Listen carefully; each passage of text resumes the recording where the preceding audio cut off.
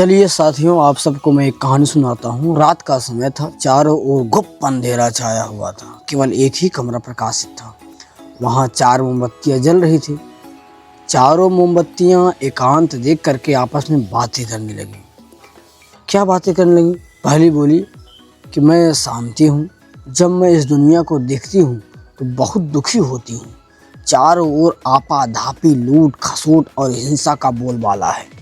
ऐसे में यहाँ रहना बहुत मुश्किल है।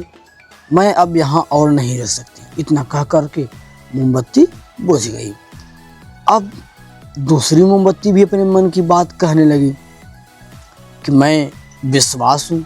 मुझे लगता है कि झूठ, धोखा, फरेब, बेईमानी मेरा वजूद खत्म करते हुए जा रहा है। ये जगह अब मेरे लिए सेफ नहीं है, मेरे लायक नहीं रही। मैं भी जा रही हूँ। इतना कह करके दूसरी मोमबत्ती भी बुझ गई। अब बारी थी तीसरी मोमबत्ती की। तो तीसरी मोमबत्ती भी बहुत दुखी थी। वह बोली कि मैं प्रेम हूँ।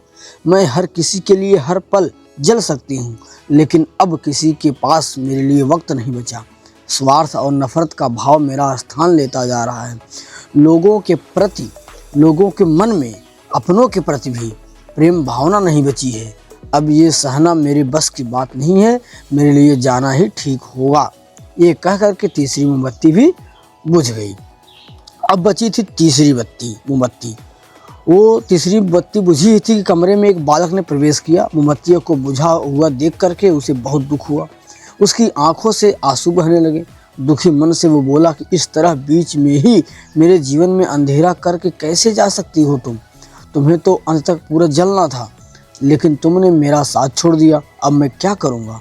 तो बालक की बात सुन करके चौथी मोमबत्ती बोली कि घबराओ नहीं बालक, मैं आशा हूँ और मैं तुम्हारे साथ हूँ। जब तक मैं जल रही हूँ तुम मेरे लौ से दूसरी मोमबत्तियों को जला सकते हो।